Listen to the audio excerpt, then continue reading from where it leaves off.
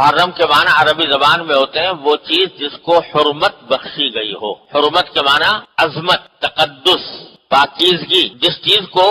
حرمت بخشی گئی ہو اس کو محرم کہتے ہیں عربی زبان. اور اس مہینے کو محرم اسی لیے کہا جاتا ہے کہ اللہ تبارک و تعالی نے اس کو خصوصی حرمت عطا فرمائی. یوں تو سارے ہی دن، سارے مہینے، سارے سال اللہ تعالی ہی کے پیدا کیے ہوئے ہیں. جس طرح اور دنوں میں سورج نکلتا ہے اور شام کو غروب ہو جاتا ہے، اسی طرح محرم کے مہینے میں بھی. لیکن اللہ تبارک و تعالی نے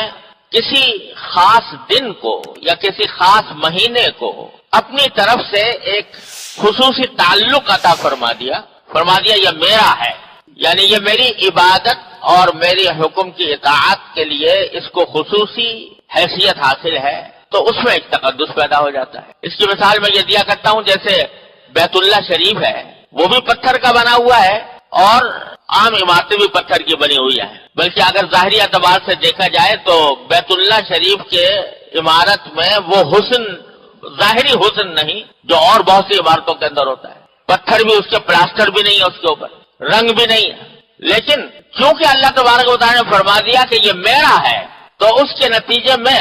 وہ بیت اللہ شریف کی ایک عظمت اتنی اس درجے ہو گئی کہ ساری بڑی سے بڑی، اعلیٰ سے اعلیٰ، شاندار سے شاندار عمارتیں اس کے آگے ہیچ ہے. جتنی کشش اللہ تعالی نے اس کے اندر پیدا کر دی ہے ویسی کسی بڑی سے بڑی عمارت میں نہیں ہو سکتی. تو یہی معاملہ دنوں اور مہینوں اور ہفتوں کا ہے کہ اللہ تبارک و تعالی جس کسی دن کو اپنی طرف منسوب فرما دیتے ہیں تو اس کی وجہ سے اس میں شرف پیدا ہو جاتا ہے، اس میں عظمت آ جاتی ہے، اس میں حرمت پیدا ہو جاتی ہے. یہ محرم کو بھی اللہ تبارک و تعالی نے ایسا ہی مہینہ قرار دیا. اور یہ بات کہ محرم کا مہینہ خصوصی حرمت رکھتا ہے یہ کوئی نئی بات نہیں. نبی کریم سرور عالم صلی اللہ علیہ وسلم کی دنیا میں تشریف آوری سے بہت پہلے سے اس مہینے کو حرمت والا مہینہ کہا جاتا تھا، کیونکہ اللہ تعالیٰ کا حکم تھا. تو جتنے انبیاء کرام علیہ السلام آئے وہ بھی اس کی عظمت اور حرمت کے قائل تھے. بعض لوگوں میں یہ بات مشہور ہو گئی ہے کہ عاشورہ یا 10 محرم الحرام کے دن کو جو خصوصی تقدس حاصل ہے وہ حضرت حسین رضی اللہ تعالیٰ عنہ کی کربلا میں شہادت کی وجہ سے ہے. بعض لوگ یہ سمجھتے ہیں یعنی چونکہ حضرت حسین رضی اللہ تعالیٰ عنہ کی شہادت میدان کربلا میں 10 تاریخ کو ہوئی تھی، 10 محرم کو، اس واسطے وہ سمجھتے ہیں کہ عاشورہ کی یہ خصوصیت ہے اور عاشورہ کے اندر یہ تقدس ہے یا اس کی حرمت ہے جو وہ حضرت حسین کی شہادت کی وجہ سے وہ معزز اور مکرم ہو گیا. یہ بات درست نہیں ہے، اس لیے کہ محرم کی حرمت تو بہت پہلے سے چلی آتی ہے، انبیاء کرام کے زمانے سے چلی آتی ہے. اور حضرت نبی کریم صلی اللہ علیہ وسلم نے اس کی حرمت کا اعلان فرمایا، اپنی حیات طیبہ میں اعلان فرمایا جبکہ حضرت حسین رضی اللہ تعالیٰ عنہ چھوٹے سے بچے تھے. لہذا 10 محرم میں حرمت اور تقدس اس واقعے سے پیدا نہیں ہوا بلکہ اس کے برعکس حضرت حسین رضی اللہ تعالیٰ عنہ کی فضیلت اور ان کی عظمت کا یہ ایک مظاہرہ تھا کہ اللہ تبارک و تعالیٰ نے ان کو شہادت کا مقام عطا فرمانے کے لیے اس دن کو منتخب فرمایا جو پہلے سے مقدس چلا تھا. یہ ان کی عظمت ہے، حضرت حسین رضی اللہ تعالیٰ عنہ کی عظمت ہے، حضرت عثمان حسین رضی اللہ تعالیٰ عنہ کی فضیلت ہے کہ ان کی شہادت اس دن میں واقع ہوئی. اللہ تبارک و تعالیٰ نے فرمایا کہ عدۃ الشہور عند اللہ 12 شہرا، کہ اللہ تبارک و تعالیٰ نے جو مہینے بنائے ہیں وہ کل 12 مہینے ہیں اور یہ 12 مہینے اللہ تعالیٰ نے طے کر دیے تھے یوم خلق السماوات والارض، اسی دن جس دن کے آسمانوں اور زمین کی تخلیق فرمائی، ان کو پیدا کیا، اسی دن اللہ تبارک و تعالیٰ نے یہ 12 مہینے مقرر کر دیے تھے کہ یہ 12 مہینوں کا ایک سال ہوا کرے گا. ان 12 مہینوں میں سے 4 مہینے اللہ تعالیٰ نے حرمت والے رکھے ہیں. ان میں سے یہ محرم ہے، صفر ہے، رجب کا مہینہ ہے اور ذوالقعدہ کا مہینہ. یہ خاص طور پر اللہ تبارک و تعالیٰ نے حرمت والے رکھے ہیں، جس کے معنی یہ تھے ان 4 مہینوں میں کسی جائز مقصد کے لیے جنگ کرنا بھی جائز نہیں تھا، اس واسطے ان کو اشہر حرم کہتے تھے. کیونکہ حضرت ابراہیم علیہ السلام کے وقت سے یہ بات چلی آتی تھی کہ ان 4 مہینوں میں لڑنا حرام ہے، اور ابراہیم علیہ السلام کے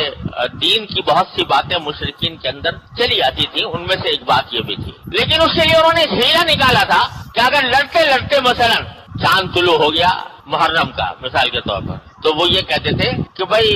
اب لڑنا تو بڑا ضروری ہے اور محرم کا مہینہ آ گیا جس میں لڑائی ہو نہیں سکتی، لہذا ایسا کرتے ہیں کہ اب کے یہ آپس میں طے کر لیتے ہیں کہ اب کے محرم کا مہینہ جو ہے وہ صفر کے مہینے کے بعد آئے گا۔ یہ جو مہینہ اب شروع ہو رہا ہے چاند، یہ محرم کے بجائے ہم اس کو صفر کا مہینہ قرار دے دیتے ہیں اور پہلے صفر آئے گا اور پھر محرم آئے گا، یہ آپس میں طے کر لیتے تھے۔ اس کو قرآن کریم نے ذکر کیا انما النسیء زیادۃ فی الکفر، یہ کفر کی بات ہے۔ اللہ تعالیٰ نے تو جو مہینے مقرر کر رکھے ہیں جس ترتیب کے ساتھ اسی ترتیب کے ساتھ آئیں گے، تمہارے آگے پیچھے کرنے سے وہ اس میں کوئی فرق نہیں پڑتا۔ لہذا یہ 4 مہینے جو حرمت والے ہیں ان کو ان کی حرمت کا لحاظ رکھنا بڑا ضروری، تو یہ حکم دیا قرآن کریم نے، اور انہی میں سے محرم کا مہینہ سب سے مقدم مہینہ ہے، اور اس کے بارے میں حدیث میں آتا ہے کہ رسول کریم صلی اللہ علیہ وسلم نے 10 تاریخ کو روزہ رکھنے کا حکم دیا۔ شروع میں جب تک رمضان کے روزے فرض نہیں تھے اس وقت تک یہ عاشورہ یعنی 10 محرم کا روزہ فرض کر دیا گیا تھا، جس طرح رمضان کے روزے فرض ہیں عاشورہ کا روزہ بھی فرض ہے۔ لیکن بعد میں جب رمضان کا حکم آ گیا اور رمضان کے روزے فرض کر دیے گئے تو عاشورہ کی فرضیت ختم کر دی گئی، اب فرض نہیں ہے لیکن اس کو باعث اجر، باعث فضیلت، باعث ثواب قرار دیا گیا، یہاں تک کہ ایک حدیث میں رسول کریم سرور دو عالم صلی اللہ علیہ وسلم نے فرمایا کہ 10 تاریخ کا جو یہ روزہ ہے 10 محرم کا، اس کے بارے میں مجھے اللہ تعالیٰ کی رحمت سے امید یہ ہے کہ جو شخص یہ 10 تاریخ کا روزہ رکھے تو اللہ تبارک و تعالیٰ اس کے 1 سال کے گناہوں کا کفارہ کر دے۔ یہاں میں بتا دوں کہ جن جن اعمال کے لیے یہ فرمایا جاتا ہے کہ یہ گناہوں کا کفارہ کر دیتے ہیں اس سے مراد صغیرہ گناہ ہے۔ کبیرہ گناہ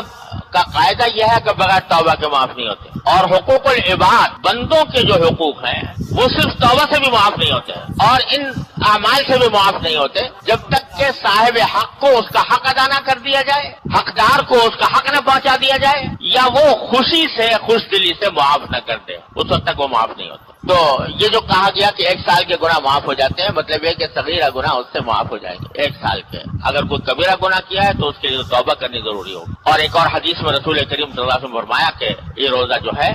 اور محرم کے روزے یہ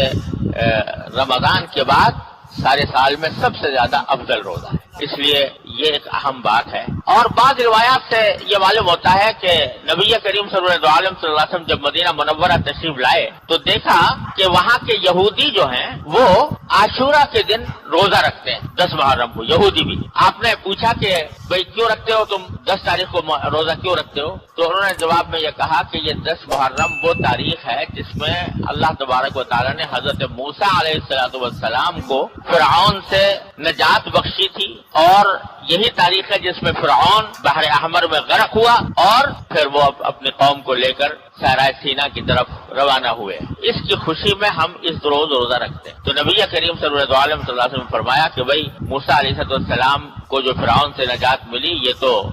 ہمارے نزدیک بھی بہت بڑا اہم واقعہ تھا، لہٰذا ہم بھی روزہ رکھیں۔ صحابہ کرام کو آپ نے روزے کا حکم دیا اور پھر بعد میں اللہ تبارک و تعالیٰ نے اس کو فرض کر دیا ان دنوں میں۔ اس سے معلوم ہوتا ہے کہ عاشورہ میں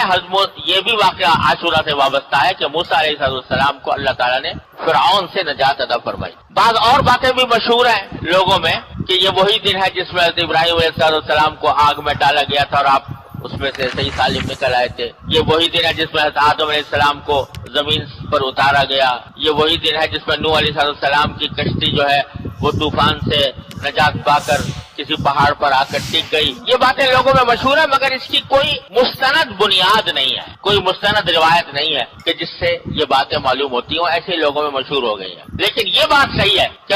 حضرت موسیٰ علیہ السلام کو اس تاریخ میں اللہ تبارک و تعالیٰ نے فرعون سے نجات دی۔ بہرحال نبی کریم صلی اللہ علیہ وسلم نے یہ حکم دیا کہ روزہ رکھو، اور پھر اللہ تبارک و تعالیٰ نے اس کو فرض کر دیا۔ بعد میں پھر فرضیت مس ختم ہو گئی لیکن اس کی سنیت اور اس کا استحباب اور اس کا باعث ثواب ہونا یہ باقی رہا، اور یہ قیامت تک عاشورہ کے دن روزہ رکھنے کی فضیلت قائم رہے گی انشاءاللہ۔ البتہ اس میں نبی کریم صلی اللہ علیہ وسلم نے ایک تصرف فرمایا، وہ یہ فرمایا کہ بھئی عاشورہ کا روزہ تو بے شک رکھو لیکن کہ یہودی لوگ بھی عاشورہ کے دن روزہ رکھتے ہیں، لہذا کہیں ایسا نہ ہو کہ تمہاری ان کے ساتھ مشابہت پیدا ہو جائے، یعنی تم بھی یہودیوں کے مقلد بن جاؤ، یہودیوں کے مشابہ بن جاؤ، تو ان کی مشابہت کو ختم کرنے کے لیے آپ نے فرمایا کہ صرف تنہا عاشورہ کا نہ رکھو بلکہ اس کے ساتھ یعنی 9 تاریخ کو ملا کر 9 اور 10 کا روزہ رکھو، یا 11 تاریخ کو ملا کر 10 اور 11 کا روزہ رکھو، ایک دن کے بجائے 2 دن رکھو، تاکہ یہودیوں کے ساتھ مشابہت پیدا نہ ہو۔ اس سے آپ اندازہ لگائیے کہ نبی کریم صلی اللہ علیہ وسلم کو اس بات کی کتنی فکر تھی کہ کسی خیر کے کام میں بھی، بھلائی کے کام میں بھی مسلمانوں کے اندر مشابہت پیدا نہ ہو یہودیوں جیسی یا غیر مسلموں جیسی۔ یعنی مزاج اسلام کا یہ ہے کہ بھئی جب تم مسلمان ہو، کلمہ لا الہ الا اللہ محمد رسول اللہ پر ایمان لائے ہو، تو پھر تمہارا ایک اپنا طریقہ زندگی ہے، تم اپنے طرز حیات کو دوسرے غیر مسلموں کے طرز حیات کے ساتھ مشابہ بنانے کی کوشش نہ کرو، تاکہ مسلمان ہونے کی حیثیت سے پہچانا جائے جہاں یہ مسلمان ہے، اور ایسا نہ ہو کہ پتہ ہی نہ چلے جیسے اور غیر مسلم ہیں اور یہودی ہیں اور نصرانی ہیں ایسے ہی مسلمان بھی ہے، کوئی فرق اس کے انداز میں، اس کے ادا میں، اس کے اخلاق میں، اس کے معاملات میں، اس کے لباس پوشاک میں کوئی فرق نظر نہ آئے، یہ اسلام کو پسند نہیں۔ جی پیارے ناظرین، نہایت ہی عام بات ہے، تمام آپ ضرور سن لیں، یہ بعد میں نہ کہنا کہ بھئی اس ویڈیو کے اندر تو وظیفہ بتایا نہیں گیا۔ ایک تو یہ بھی نہایت ہی عام ترین عمل ہے جو عاشورے کے روزے کا عمل ہے، اس کا بہت بڑا ثواب ہے، 1 سال کے گناہوں کا کفارہ ہے۔ اب جو بات ہے وہ عام ترین بات ہے، عاملین نے لکھا ہے، بڑے بڑے بزرگوں سے یہ بات ثابت ہے کہ 1 محرم الحرام کو آپ نے کسی بھی کاغذ کے ورقے کے اوپر 313 مرتبہ یا 186 مرتبہ، بہرحال بہتر تو یہی ہے کہ 313 مرتبہ ہی لکھیں، بسم اللہ الرحمن الرحیم اپنے ہاتھ سے لکھ لیں، اور اس کاغذ کو اپنے پاس محفوظ کر لیں، جہاں پہ آپ اپنے پیسے وغیرہ رکھتے ہیں اسی میں رکھ لیں، یا اپنے پرس کے اندر رکھ لیں، تو انشاءاللہ عز و جل اتنا مجرب عمل ہے کہ پورا سال کبھی بھی آپ کو رزق کی کمی نہیں آئے گی، کبھی بھی آپ کو پیسوں کی پریشانی نہیں بنے گی، محتاجی نہیں ہوگی، مجرب ترین عمل ہے۔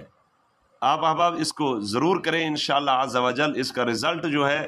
آپ خود ہمیں دعائیں دیں گے۔